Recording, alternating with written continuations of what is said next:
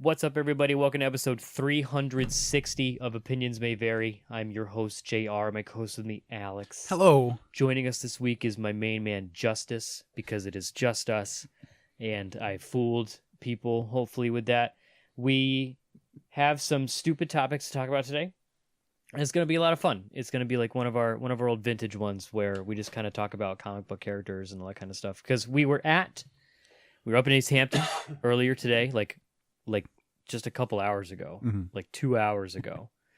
Our very good friend Brett Kelly was doing an art show at Comics and More up in East Hampton, Massachusetts. We saw many familiar faces there. When we got there, it was hopping. We were like late. I was like, we missed a lot of the party. And people were celebrating our very good friend Brett, and his art was up on the walls, and people were buying his art off the walls, and he was telling people about his art, and it was really neat. And it was also at a comic book shop. And it's part of a overall town event called Winterfest. Right. That's what I keep forgetting. Because there's a whole, like, East Hampton is like hustling and bustling these days. Especially with this thing called, what's it called? Eastworks? Eastworks. Yeah. I kept thinking Smartworks. There's been a lot of stuff that's gone in and out of that place, and they've, but they're working hard to make it be a destination. Yeah, I know. I always just associated with, like, the destination as you go to Northampton. Yeah. And then East Hampton's kind of like, okay, that's over there. Northampton's, it's become too self-aware.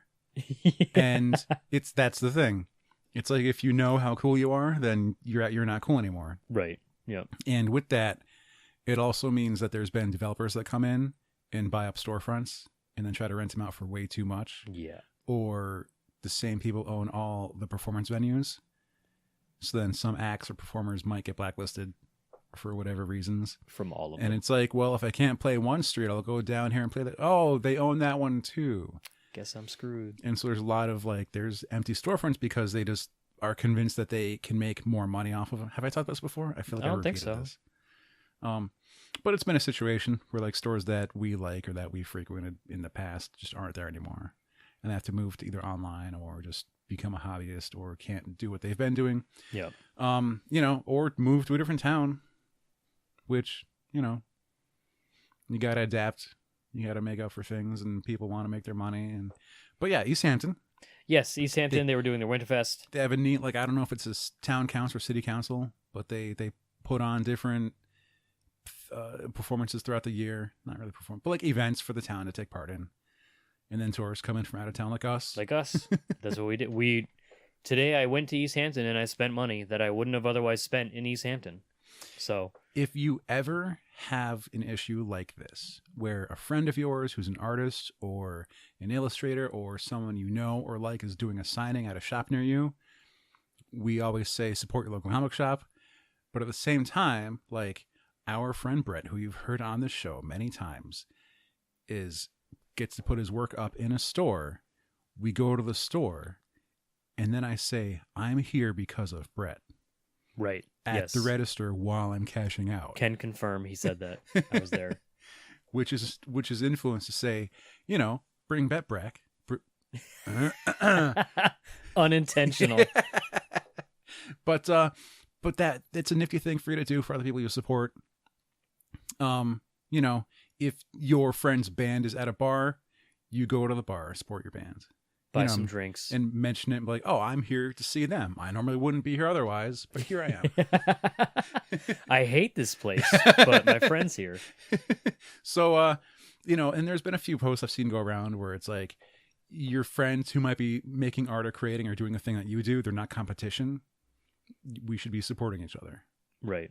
So, yeah, that's what we did earlier today. Yeah, we went to support our good pal, and it also meant we got to go to a comic shop that we don't typically frequent. And then we hung out with a bunch of friends. Exactly.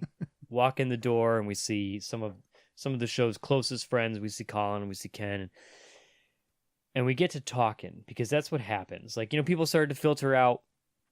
Brett was upstairs wheeling and dealing, doing the art stuff, because this is like a basement comic shop. It's pretty rad. And it got to the point where, like, you pick up a book and you make a comment about the cover, you make a comment about the title. Oh, hey, do you guys read this? You make fun of each other, you support, oh yeah, I love that book, whatever. And then you all kind of separate for a while. Only dinguses like that book. Exactly. Yep. And then you come back together. Oh, hey, look at this cover. Look at this cover.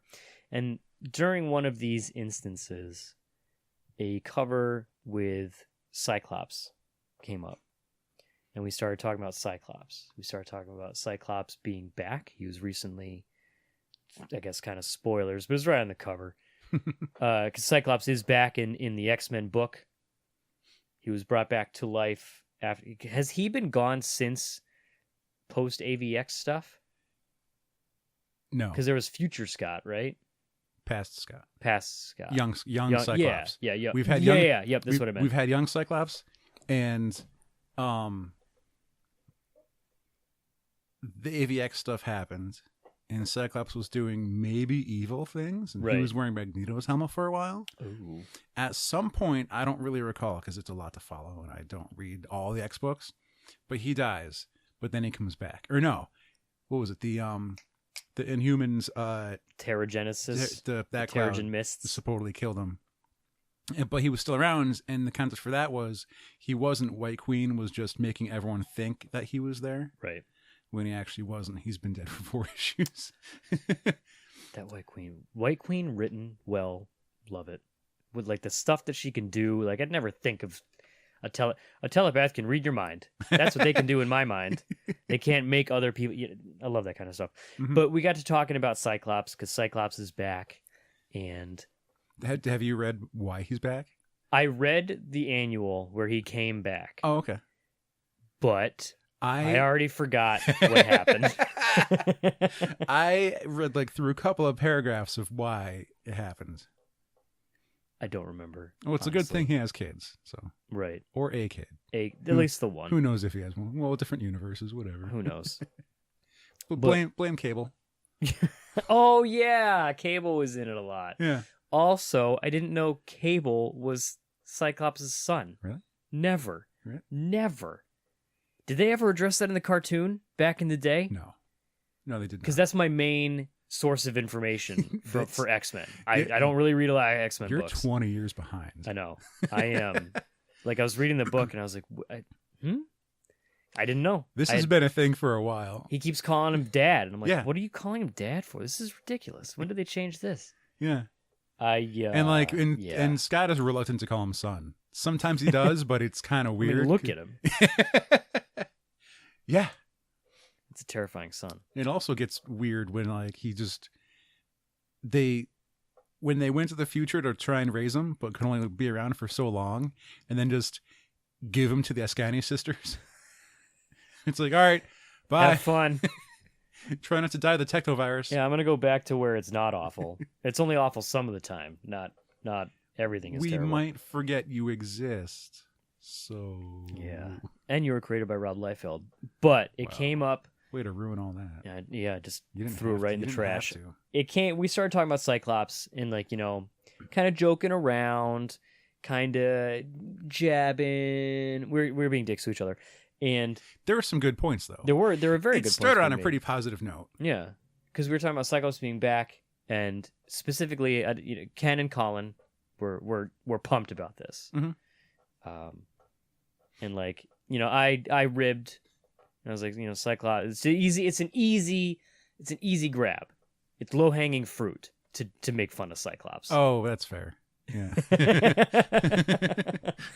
So I took the position of Cyclops sucks.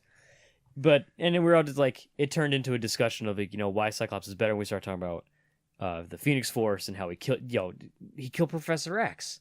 What are you talking? How can you defend Cyclops at all? Yeah, I'm like, you can't kill Professor X. He killed And Ken was like, well, what has he done? I was like, he's saved the world.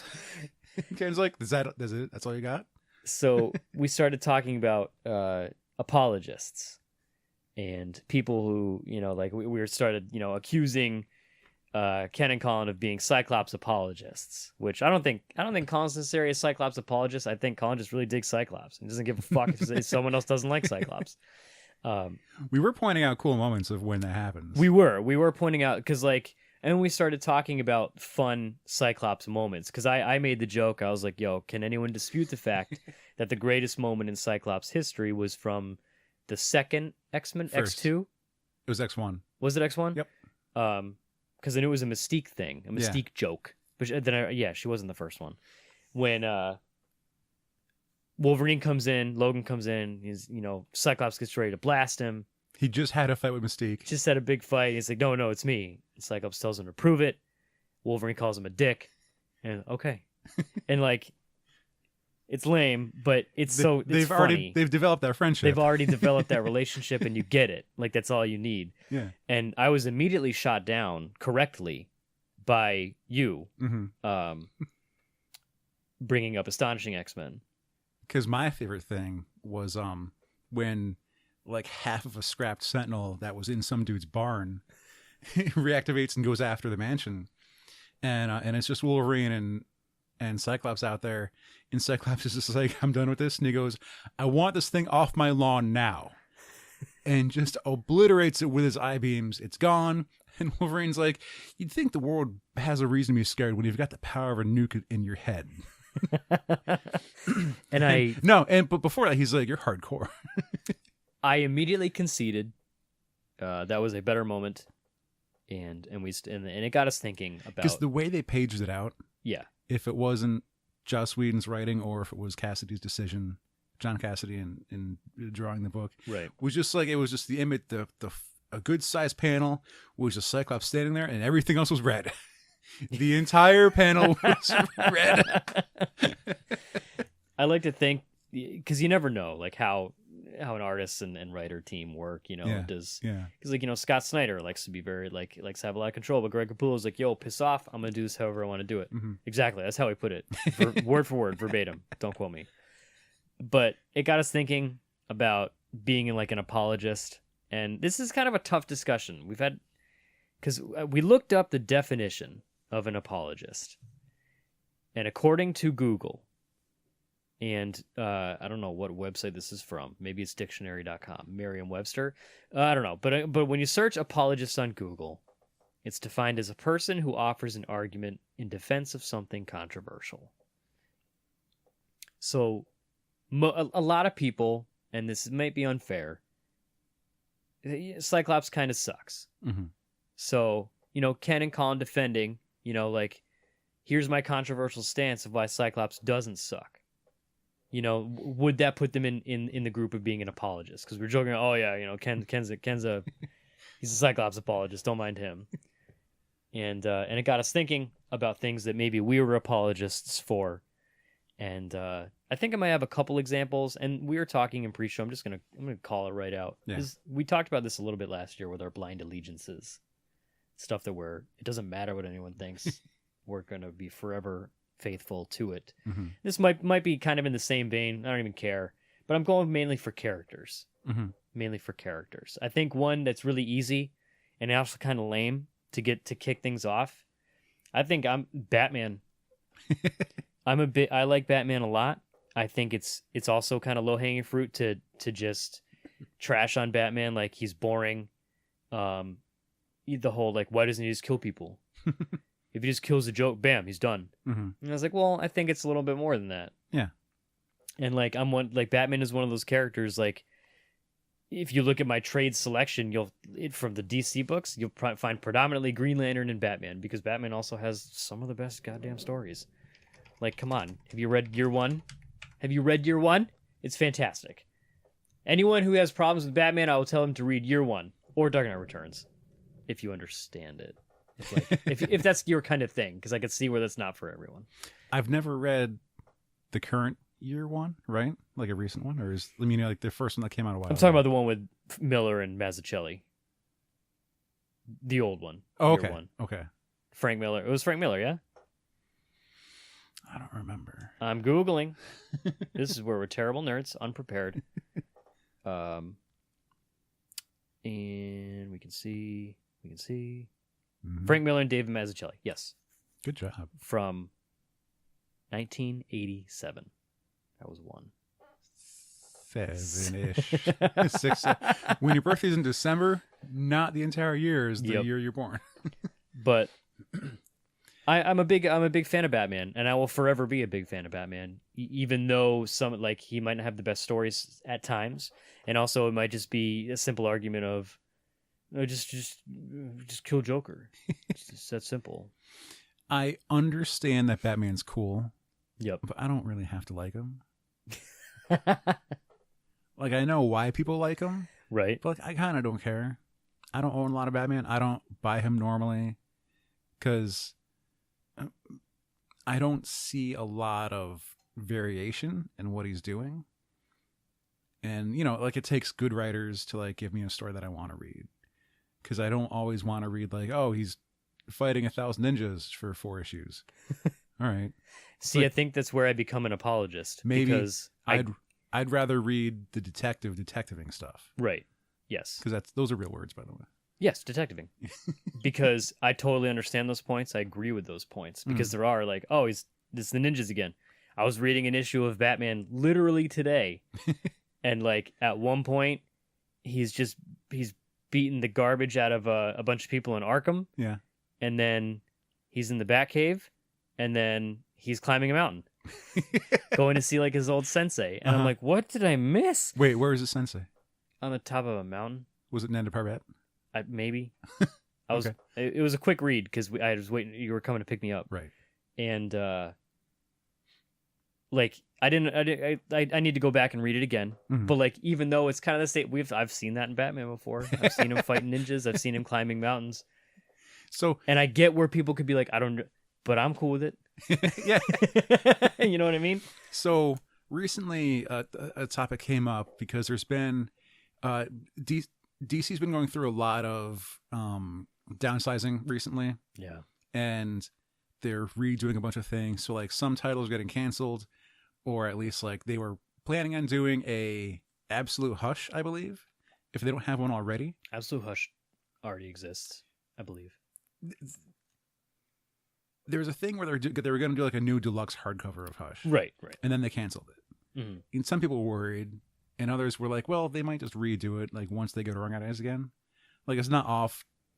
It's not like it's going to be put off forever. Mm-hmm. Like it might just come back like once they, you know, get their printing around again. And then people really love this Hush storyline, which it was good. But like when I remember reading it, it's like one issue Batman's facing Harley Quinn, and then another issue he's facing Poison Ivy. It's like, well, Poison Ivy's mind controls Superman. So is this really?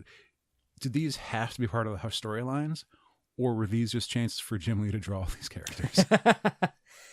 Because I like reading an arc where it's like Batman has to deal with the Riddler for 5 or 6 issues because something big is going down. There's a bunch of riddles, there's a bomb, whatever. Maybe it's only a 3-issue arc, but when it comes to like every issue is another rogue out of his gallery, you're just cycling through. It's just they're gonna come up next year, all maybe in the same order. It's like, well, now we got to put Man-Bat in there. Well, now we got to put Bane in there. Well, now we got to put. And where's the story? All these people connect in this, really? All of them connect in that story? I will say Hush was one very overhyped for me. It's one I was like, okay, that was fine. But like Long Halloween? Are they all in? Did I just name what happens in that? Because Poison Ivy shows up, Catwoman shows up, Joker shows up. In Long Halloween? Yeah. It's been a long time since I read it. But I distinctly remember really enjoying Long Halloween. I haven't read Dark Victory or the other one yet, but I have read the color books. We're just essentially going on Jeff Loeb and Tim Sale books. But there's something I want to say. Your Riddler, I love it.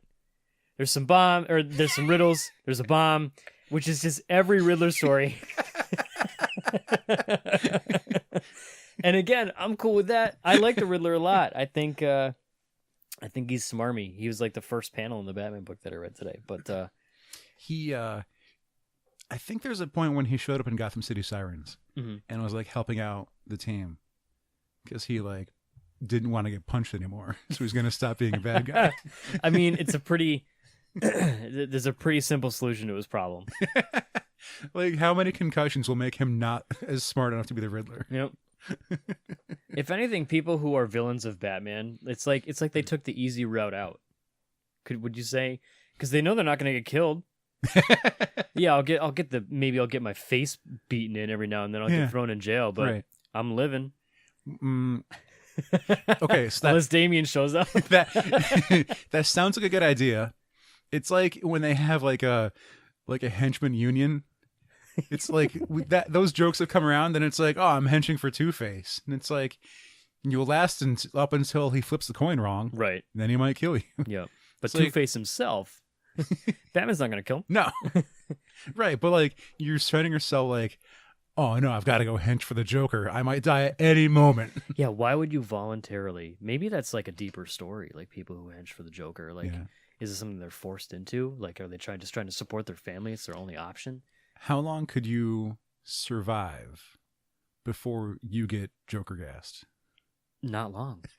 I guarantee you. Like, at what point does Joker be like, well, I need these guys to carry out my plan, or I need these guys to do whatever because I might not have I'll a plan. just find more, or I'll force people to do it for me. Like, Yeah. I don't volunteering for Joker henching. That's a At no point in any of the Arkham games where you can listen into the thugs' conversations, none of them have ever been like, oh, I kind of feel bad for this guy. None of they're all like, oh, I can't wait to get the bat. Yep. You know, they're just the perfect henchman. yeah, Which is, I guess what you'd expect from comics. right. Or Or games. Do you have any? Because Batman is one of mine that I'll be an apologist for. But again, it's a little easy because it's not a controversial thing to be like, I like Batman. I don't remember who I was with. I might have been with you or other friends, and the topic of Mary Sue came up. Right. And even though I've read articles off the website, The Mary Sue, Yep. I don't know what it means. And it was explained to me, and Right. I got the definition. A type of female character who is depicted as unrealistically lacking in flaws or weakness. And I was like, so Batman. I mean, his weakness, could be the fact that he doesn't kill people. But, I mean, he does. I mean, you could also make the argument that most superheroes are Mary Sue's or Gary Sue's, whatever you want to call them. Right. Someone told me what the male version was. Gary Is Sue. it a Gary yeah. Sue? Yeah. Gary and Mary Sue. But yeah, that was my reaction. It was like, Batman's usually written as being pretty unflawed. Yeah. I mean, aside from... He's perfect. It depended, yeah. And I feel like shit trying to defend that stance, too. But then there's people, when you look, I think someone made the joke of like, maybe from a different universe or like a Marvel something, where it's like, hey man, sorry parents died, but like, get over it. Oof. That's where I think that maybe I don't think he's perfect in that sense, because like he has that thing essentially torturing him every day of his life, pushing him to like this obsession But of like trying to rid the streets of crime. that I understand how that was like his starting point. Mm.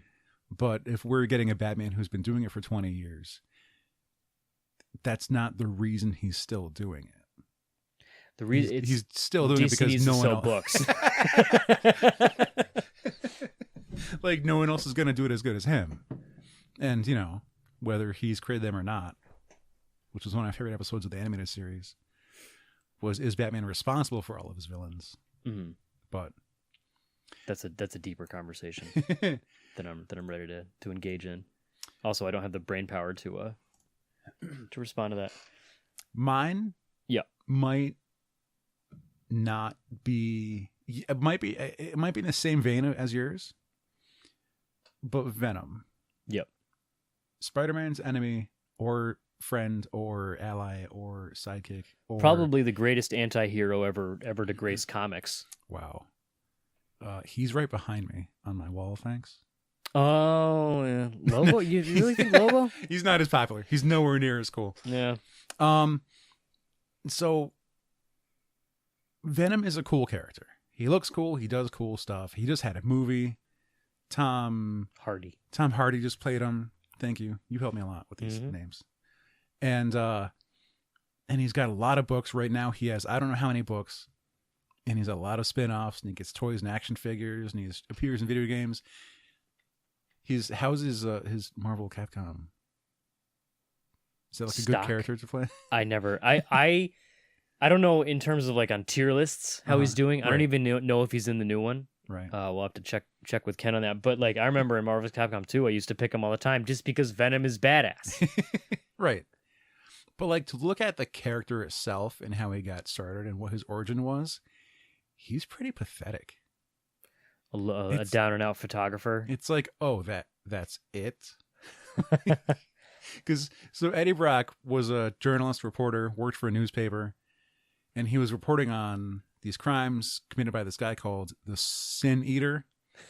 And the entire time he was talking to one dude who was saying he was a Sin Eater and had this huge expose on it, sold a bunch of papers, and then Spider-Man caught the real Sin Eater. Oh. And Eddie Brock's career was ruined. He was bad at his job. Someone else did their job and it exposed him as being bad at his job. And then, like, he lost his girlfriend, he lost his job, and he had nothing left because he was bad at what he was doing. Mm-hmm. An alien did ask for it, happens to get stuck on some dude who has superpowers, and is like, hey, man, I want to body bang you and totally be part of you for the rest of my life forever. Body bang. There Well, it is. I didn't want to use my other term for There it. it is. And because he's completely in love with Spider-Man Peter Parker. Right. And Pete's like, this is weird. No thanks. You're kind of evil. Goodbye. And he gets rejected. Yep. So an alien being gets rejected, doesn't want to be loved, and feels really, he's heartbroken. And somehow this alien puddle of sometimes clothes meets up with a reporter who couldn't do his job and wants to commit suicide. And now the two of them have somehow become the coolest villain in Spider-Man history. Right. How does that happen? Next to Mysterio. But it's neither here nor there. Or Doc Ock. But yeah, Venom, like, far and away, like, ever since I was a kid, like, I remember playing Maximum Carnage. Mm-hmm. When you finally get to play as Venom. Yeah. Like, oh my God. Like, just the design, it's so simple, but it's so badass, you know? And I get that. Where do you think being an apologist, so you're defending something controversial. Do you think the controversy comes from Venom is so overhyped, overused, overdone? He has 50,000 books. There's been Flash Thompson has been Venom. Eddie Brock has been Venom. Matt Gargan's been Venom. Why do I know that name? He's the Scorpion. Right. Okay. Yep. We have all the different symbiotes now, Mm-hmm. Carnage and Toxin and anti-Venom or whatever it is. Which none of that would have happened without Venom. There was like a group of 4 or 5 between there too, back in the 90s. Right. Yeah. So would you say that would be the reason why you're an apologist? It's not even like how popular he is. It's that looking at his origin, it's a bad origin compared to my parents were gunned down in front of me in an alley. It's not like no one exploded his lab and destroyed his research. His planet wasn't exploded, and he was the only sole remaining survivor. Let's stick to. He's become a good guy now, like he's the anti-hero. Right. But if we look at him is it still on Flash Thompson right now? No, Eddie has it back. Oh, no way. Unless it's fractured and there's multiple. Yeah, for all we know. I don't know anymore. I haven't been able to keep track of all the issues. So right now, let's say he's a hero, but at the time he was created as a villain. So let's look at villain backgrounds. Is what I'm leaning towards. He hasn't had his home country invaded. He hasn't had his face or body hideously scarred and destroyed. Dr. Doom, is that what you're going for? Yeah, I'm trying to think of the character. Part of it. Baron Zemo, a lot of these things. Yep. So all his reasons to be a bad guy is well, nobody loves me, and I didn't do my job right. He got fired, so now he wants to kill everyone. And how many years of torture did he inflict on Parker for that? Right. How many issues and really cool images and pictures and stuff we got from that simple history. Let's say, imagine getting fired from your job because you messed up and now swearing vengeance for the rest of your life. Instead of just finding a new job. So even despite. But that, he's still a cool character. Right. Yeah. I still like him. And you're okay with that origin. Like, you know, whatever. It gave me Venom. I mean, I don't really have a defense against that. It's like, Yeah. I just like him. Yep. I almost got a tattoo of him. I mean, and I no still one- might. just get the symbol on your chest. That'd be so rad.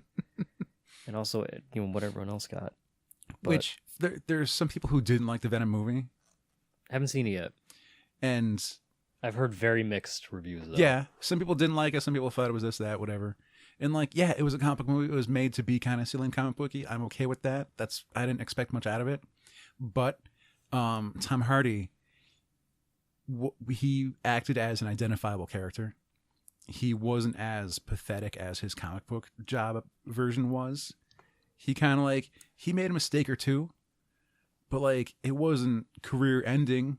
Like, you were able to look at it and go, I might have messed up that way. So I felt like they did a really good job with that. Yeah. Being able to identify with the character and not just making him like a complete putz like he was in the comics. And from what I heard, they fixed Symbiote. They did. They fixed that with Mona Lisa. Mm-hmm. Mona Lisa Saperstein. I started talking about this with Colin, and like we got off topic. We didn't finish it. I had a problem viewing her as brilliant scientist girl. Mm-hmm. Because of Mona Lisa? No, just I think she was miscast. Right. Like she's a good actress. I liked looking at her on screen, but to look at her and be convinced like, oh, she's a brilliant scientist working for this guy. You know, she might have multiple degrees and whatever they need to have to be a genius, but I didn't see it. She made a really good like, I'm a scared victim girl, and she did fine with that, but I didn't see that when I was looking at her. I didn't see like, you know, you want to cast someone who looks the part to be a scientist person. It's like if you hire smug douchebag businessman, like you can't find a friendly face to do that. You're gonna find a jerky jerk. A jerky jerk. Unless they're a really good actor. But I mean, I like to think that she would be good enough to. I mean, again, I haven't seen the movie, but I dig. I mean, even just as Mona Lisa, she made me has laugh. Shooter McGavin had a role where he's been like the hero? I don't know. I don't know what could he's you been imagine doing that? these days? One person that's kind of been, I guess I wouldn't say. Yeah, it's kind of tough to even say that they're apologists, but there's been a in defense of kind of movement, and that's Star-Lord.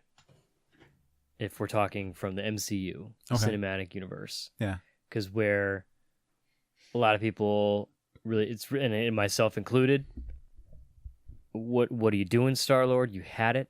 They almost beat Thanos. You had it, right? That like someone screen capped like how close the gauntlet was. Yeah. You know, we're getting into some mild spoiler territory here for Infinity War.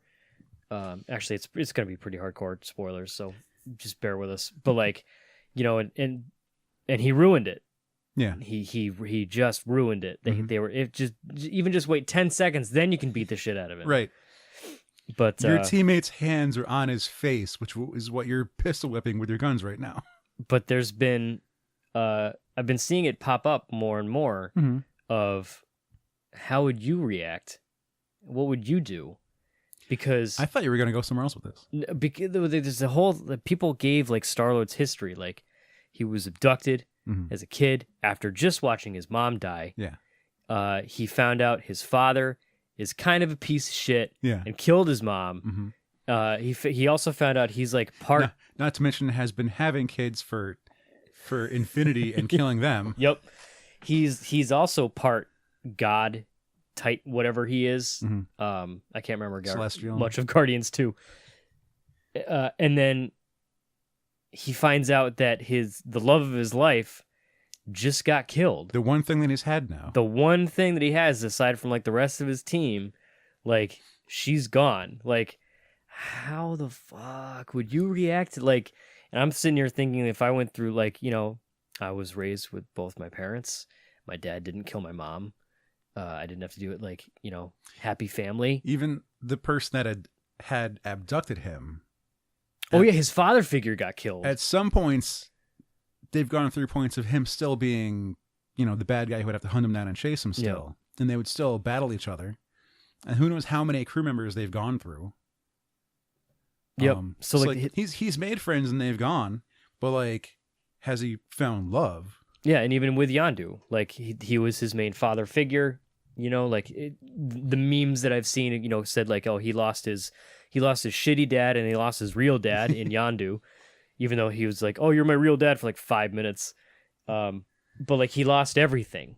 He has his team. Maybe he was your father, but he wasn't your daddy. Exactly.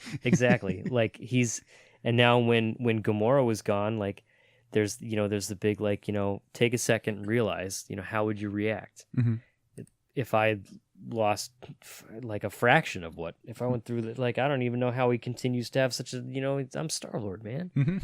It's, you kind of see the point, and I don't know if that's being in a Star-Lord apologist, or if it's just in defense of Star-Lord. But I think it's something to think about. If we take what we've been given from other characters, like, I'm sure Steve would be okay. Steve Rogers? Yeah. Like, right. Not like he'd be okay, but he'd keep a level head. The mission would come first. Yeah. And Tony would be a lot more pragmatic about it. No, wait, no. Wait, like, Tony could have just been mad at Winter Soldier. And he's like, he killed my mom. And like, just... Right. That became a pretty serious fight. Yep. And you get it. So I could see like Tony reacting in a similar way, where Steve was like, hey, can we just talk it out? And Tony's like, no, we're not going to talk this out. He killed my parents. I'm gonna kill him. I'm gonna beat the shit out of him. And if you're in my way, I'm gonna beat the shit out of you. Yeah. So, okay. But like, so far we've been given enough about the characters to understand that. Right. If it happened, like if Star-Lord just showed up in Infinity War, like, oh man, it's Chris Pratt. And then like oh, apparently he's with the Green Woman. Yeah. They're an item. We don't know how long they've been together for 5 minutes. Have they been together for 5 years? But it makes you think about it. Because again, I was one of the people who, at the very beginning, I was like, are you fucking kidding me? And I get that's a movie. We're supposed to have conflict. We're, obviously they're not going to just end it right there. But like, when you look at the screenshot, man, they were so close. They were so close to getting it. But emotions, am I right? I just figured that was part of the plan Strange saw in the future. Right. Then there's also that. It's like, was that all part of it? Because Strange didn't survive the snap. No. Right. Yeah. And I wonder if Strange would have known why Star-Lord would react that way. Right. Could have warned her sooner. Yeah. Like, hey man, something's gonna suck in like 5 minutes. You just need to just breathe for a minute. But even with warning, would he be able to? You've got to guns. Why don't you just shoot him? Yeah, shoot him in the face. It's over. He doesn't have his gauntlet on. But no killing. Apologists. It's exhausting to defend one's position, even if it's not even controversial. Because like, and I guess we're kind of, because like I had Superboy on my list. I am a big fan of Superboy. Connor Kent it's my gamer tag. I've used it everywhere I needed to have like an alias or some garbage like that. But like, it's like, really, Superboy? Really? Huh? What? Why? You haven't watched Young Justice yet. I have not watched Young Justice yet. You should watch the 2 seasons that you can. Yep. Don't buy DC Universe, because don't force that. The third season's up on that right now, I believe. But they do something a little different with Connor Kent in that, because he's still a clone of Superman, and it gets pretty awkward because like Superman never really addresses Connor, and like I think there's a point where Wonder Woman or someone will be like, "Hey man, like you gotta go talk to him," and Superman's like, "I have things to do being super," and what happens is Superboy can hear this because he has super hearing, and everyone forgets that, and he doesn't tell them. It's like these conversations happen like 20 feet away, and he knows they're happening and can hear everything they're saying. And like they show you that in the cartoon, and it gives you a good sense of that. Like there's gears turning in Superboy's head, but he's not always addressing them, and he's like always the outcast, even though he's like the most powerful member. and it really like gives you a good sense of how he might be conflicted and what his feelings might be. It's interesting. It's really good. I think I need to read more Superboy too, because I kind of gave up on him once New 52 hit. Because it was weird. Was he a robot? What's happening? I don't even know what version we have now. Yeah, I don't know anymore. Because I just kind of... Like, I remember when Jeff Johns was on Superboy, I really dug that arc. It was Jeff Johns and Francis Manville, I think, on the art. But I thought that was really... like, they finally... I was like, oh, I love Superboy. Because, like, I got into comics, and I read Infinite Crisis. And actually, Ken and I were just talking about this at the comic shop. And we were talking about, when he fought Superboy Prime... And he came back, and it was crazy, and they had this big fight, and it was just badass. Like, he's got his jeans and his T-shirt, and that's all he needs. But, like, I think it's also really easy for Superboy to fall into that Superman trap of, like, it's just boring.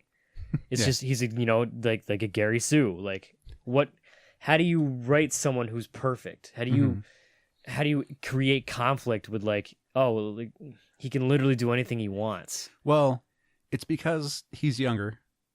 He's not as wise. He's not as smart. He hasn't been through as much. So he can still make mistakes. And he's not as strong. He can't, like, push planets out of the way. Oh, damn. So like, it gives you... In certain versions of him, you get your coming-of-age stories. Right. And you get, like, your learning curve, too. Whereas, like, Superman's not going to learn new things about Apocalypse or Darkseid or... Batman. He already knows it all. And he has a dog. Which one does? His Crypto? Isn't that Superboy's dog? Yeah. Right. So Superman has a dog? No. I'm still talking about Superboy. I'm sorry. I'm a piece of shit. But yeah, there's a dog. There's also a horse and a cat in the past. Horse. Super horse. Comet was a super horse. Comet. Streaky was the super cat. Oh. Sometimes we don't deserve comics. And Ace the Bat Hound. But I mean, Superboy is one of those characters I've always gravitated to him. I think he's neat, even though he might be lame, and it also might also be my own fault in that I haven't actively sought out a lot of Superboy stuff since New 52 hit. It just kind of put a bad taste in my mouth. I was like, I don't really get this. I'm just not gonna read it anymore. Like, I don't know where Superboy is in the current universe. I don't know if he even exists, which is kind of a bummer. There's Jonathan Kent. That's his dad, though, right? The Super Sons? See, is that who that is? I need to read that. I don't even know who they are either. Yeah. There was a point when Cassandra Cain was really into Superboy. Connor. Because she was so good at fighting, she could read people's muscle twitches and know what they were going to do before they were doing it. Because she could see, like, their body getting ready. Right. Which is what made her such a good fighter. But she couldn't fight the Joker. Because none of his movements were actually planned out. Right. And they just happened. Yeah, and she, like, had trouble following it and had to fight him a completely different way. But at the same time, Superboy is so strong that, like, he didn't have any of these tells or these twitches. So, like, it wasn't uncomfortable for her, but she really liked him for that reason. Of encountering someone whose, like, physiology was different like that. Do you have any other before we move on to other thing? I don't think I do. It's a tough thing because, like, I have a couple, like, am I a Mason Savoy apologist? Ooh. You know, right? Because, like, he could, and I don't want to spoil too much, but, like, he could be seen as a pretty major villain, the things that he did, but it's also like, or is he a hero? Or exactly. He did it all, hot fuzz for the greater good, and he did what he needed to do, and consequences be damned. Whoever got in his way, whatever, I'll just rip your ear off, and make your life a living hell. But yeah, I mean, if anyone has, if you're an apologist for someone, even if it's a person who offers an argument in defense of something controversial. So if you're an apologist for someone who might fit that definition, be sure to let us know. I had to, like, work through a few of mine because I'm just not normally a fan of villains as it is. I figured you're going to come out with, like, Lex, Dr. Doom, like all the standards. Well, if I went with Lex and, like, Ra's al Ghul, like, no one's really going to know, like, who really makes fun of Lex? Apparently, it's not in my mindset to just think he's a joke or he's not a good character, or Right. I mean, because he's just such a man. Lex written well. He's one of the scariest people in the world, man. and Like Lex with prep. Like instead of Batman with prep, Lex with prep. Can't even. That's terrifying. Even though none of his plans work half the time. Did you read the latest? I doubt it, but the latest issue of Justice League was like a standalone. No. With Lex. I'll tell you about it after the episode because Okay. it was a cool issue. Anyways, I picked up one where like he went forward in time to make his new evil team, right. and I was like, this is being handled in less than one issue. Like, this is pretty serious stuff. Yeah. I was gonna say Ra's al Ghul just because other people have better favorite Bat villains, Mm-hmm. and I'm like, yeah, but I like him, and it's just a matter of like, well, I like this guy more, Right. and it's I feel that's a different scenario. It's a Of, weird like, it's thing to personal try and preference. make sure you stay within the definition. Yeah, And instead of just like, I just really liked them. because my other example was how I personally didn't like Last of Us, Right. the game, because I was bad at it and it didn't really work out for me, and I just didn't like it. But when I say it's a bad game, I'm doing it to be a contrarian. Which we also looked up the definition for. Which is opposing or rejecting a popular opinion going against current practice. So that, yeah, I mean... Like, I have a reason to say it. I'm perfectly aware it's not true. I'm aware a lot of people love the game. It's got Game of the Year many times. There's a second one coming out. It was super popular and everyone loves it, except me. Yep. And I understand that. But when I say it's a terrible game, I'm just trolling all my friends. It's like me with recently the Patriots won the Super Bowl, and I have this this ridiculous take that Rob Gronkowski is not essential to the Patriots, even though, I mean, come on, like everyone knows He's still playing? Rob Gronkowski. Yeah. When he's not hurt, he's still playing the football game. So how's his Madden curse doing? Is it not in effect? I don't know. I mean, the Madden curse is kind of here and there the last couple of years. It's kind of just whatever. Like everyone talks about it, but.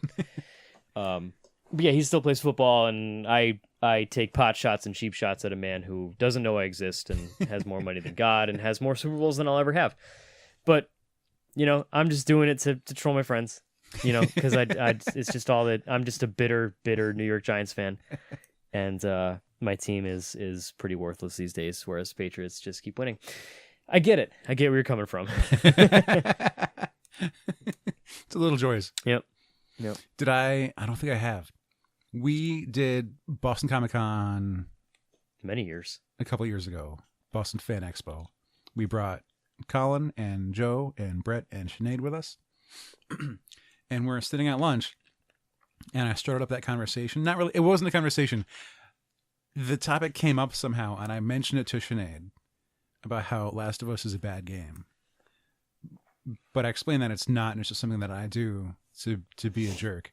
And she goes, right, Last of Us is a bad game. And I go, stop, don't do this to yourself. You're going to get annihilated. I know what I'm doing, and I'm taking this heat, but I'm welcoming it. It's not a fun game that you play just because I'm playing it. So that is a bad idea. Please Save yourself. Please don't do that to yourself. What do you have for as we finish up here? How's what? We got like 10 minutes. Okay. I was gonna see if we had enough time. Because you want to hit me with this or that, and I don't know what this is. Mm-hmm. I'm going willfully ignorant, so there'll be ample awkward silences. We haven't done a would you rather in a while. Right. Like one of our early flash questions. Which is just a typical comic book guy thing to do. We're talking comic books. That's what's happening. Yeah. Let's do it. It's not. It's more sci-fi related than simple comics. Mm-hmm. Would you rather have clones or robots as servants? Oh, wait. What? Would you rather have clones of Like yourself? paid servants? They're just yous. They're like, of myself. Yep. To like, how do I even know which? It's like the Mahler twins. How do I know which one's me? You would know. But so You're- would they assume that they were? No, your clones would obviously be clones. I would want robots. Because then... Would you want them to follow the 3 laws of robotics? Which yeah. are... Yeah, read them out. Read them out. A robot may not injure a human being or, through inaction, allow a human being to come to harm. Number 2, a robot must obey orders given it by human beings except where such orders would conflict with the first law. And 3, a robot must protect its own existence as long as such protection does not conflict with the first or second law. I think... So you couldn't use it to attack people you don't like. Right. And I'm cool with that. Mhm. I'm cool with that. I would want not robot clones. I would want robot versions of myself to follow the 3 laws of robotics as outlined by Isaac Asimov. Mhm. Nailed it. Nice. Nailed it.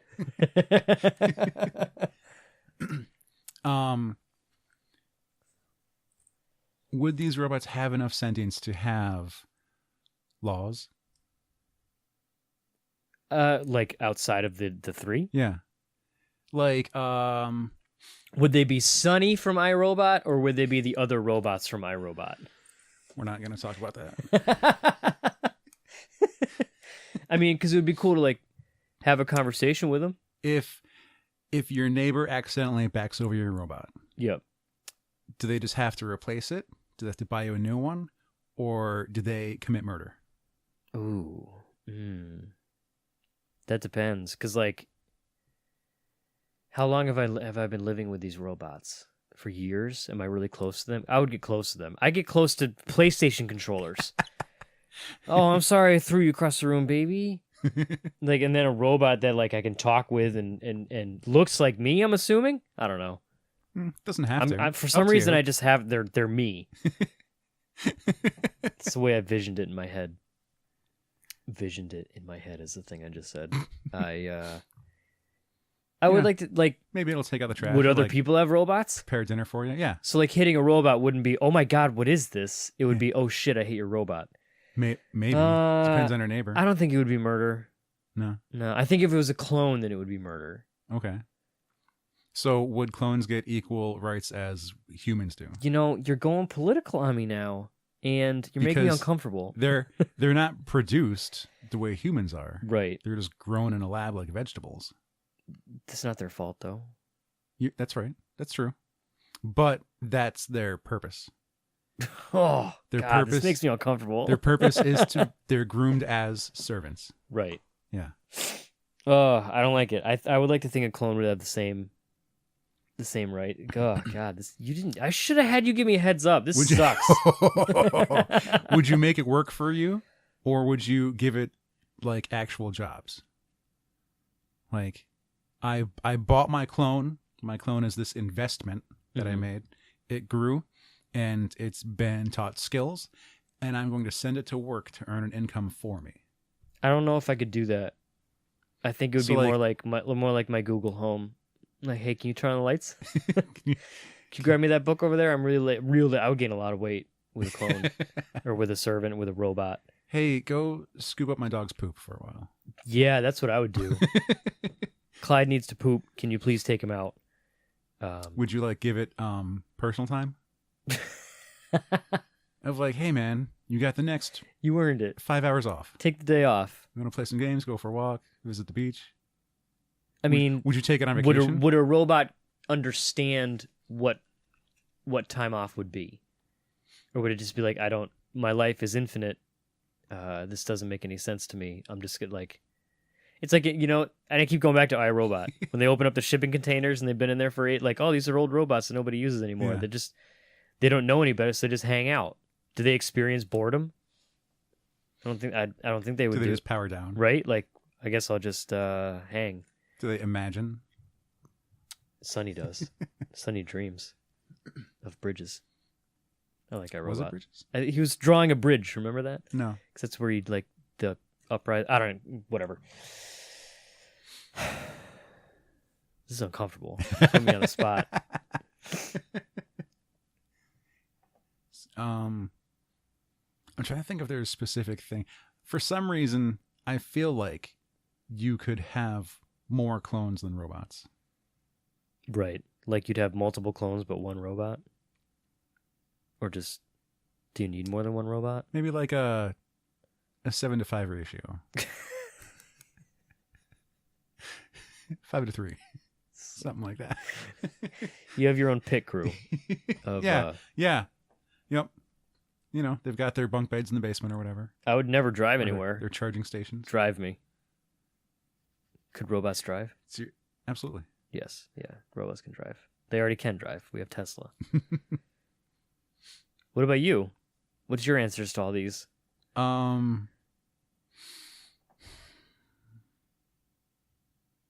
think I would take robots. Yep. Yeah. It just feels... No. My conscience. Clones. Ooh. Yeah, clones. Would you send them to kill the Jedi? Me and Mike, they were having this talk earlier today. About Star Wars and the clones. If there was an EMP, then my clones wouldn't be shut down. True. And that's important. Yeah. But like, what's the shelf life on a clone? let's say like 10 years. Like, do you actively like, see them like withering? Like if it would have to get grown, its aging process would have to be sped up. Right. To match a size that's useful to us. To do whatever work we're going to make it do. Which means it'll age and die faster. So like from useful maturity, I guess, to death would be like probably 10 years, let's say, just hypothetically. Whereas like a functioning robot could be more than your lifetime. Right. If you get a high quality one, you could will it to your kids. Oh man, that'd be so weird. Daddy's dying, but here's some. And again, he's passing on his robot to us. Here's his robot that knows everything about him and waited on him hand and foot. But yeah, that's that was a tough question. Mm-hmm. I was expecting like Batman or Superman. And I was debating throwing in a third to replace those two, or not like replace, but like to add in your choice, or have Pokemon be real. Oh man, never hit me with that one. Like Pokemon as they exist in the games, where like you can tame them and battle them, or like, oh god, these wild animals are vicious.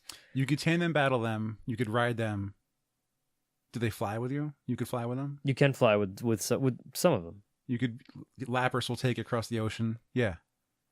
Yeah, I mean that's kind of. Do any of them do work? Yeah, Mr. Ryan like serves drinks, but I mean like, we're the ones that like pull wagons and stuff. It's like, oh, I have me and my Onyx are tunneling through this mountain.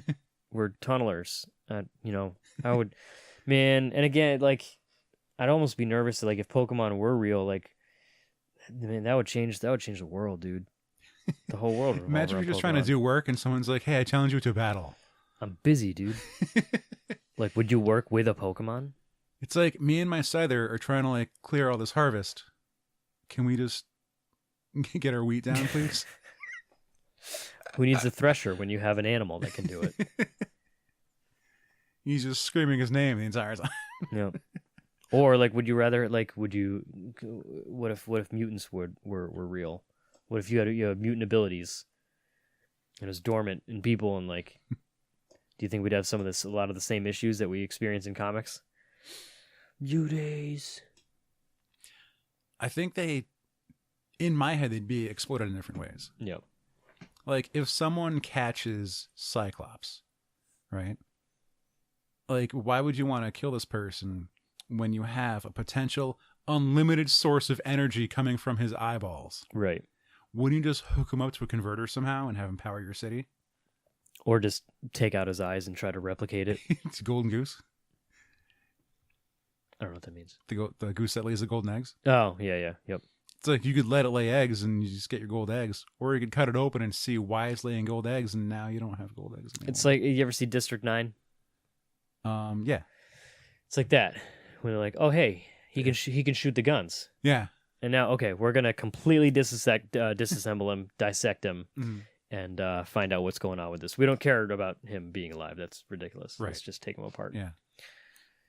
All right. Now that I'm exhausted from having to think, and I don't have anything else. Yeah, I'm done. I don't even care. If you had clones, you could Dr. Manhattan yourself.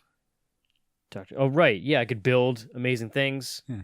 and I could make a lover uncomfortable, and by working while simultaneously making them feel like they're licking a battery.